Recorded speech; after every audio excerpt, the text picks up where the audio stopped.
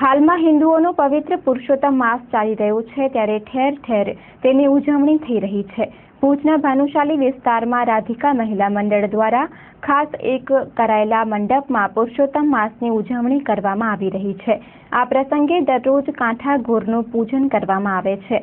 તે ઉપરાંત ગોરમાની પણ પૂજા કરાય છે અને મહિલાઓ એકત્ર થઈને પવિત્ર પુરુષોત્તમ માસની કથાનું વાંચન કરે છે, જેમાં મોટી સંખ્યામાં મહિલાઓ ઉમટી રહી છે।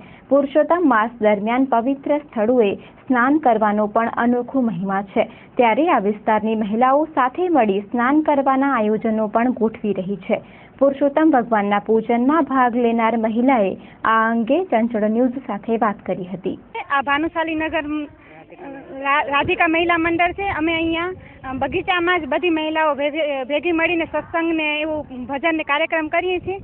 પુરુષોત્તમનો પવિત્ર પુરુષોત્તમ મહિનો આવ્યો છે, એટલે બધી મહિલાઓ ભેગી મળીને અહીંયા મંડપની નીચે પૂજા અર્ચન અને ભજન કરે છે અને પુરુષોત્તમ મહિનો ઉજવીએ છીએ। મહિનામાં કાંઠા ગોરની પૂજા કરવામાં આવે છે, ગોરમાનું પૂજન કરવામાં આવે છે અને મહિલાઓ થોડા ટાઈમે એમ કે નદી કાંઠે કે જઈને સૌ સંઘ ભેગો મળી અને નાહવા જાય છે, પૂજા કરે છે અને આવી રીતે પુરુષોત્તમ મહિનો ઉજવીએ છીએ। પુરુષોત્તમ મહિનાની કથા કરીએ છીએ।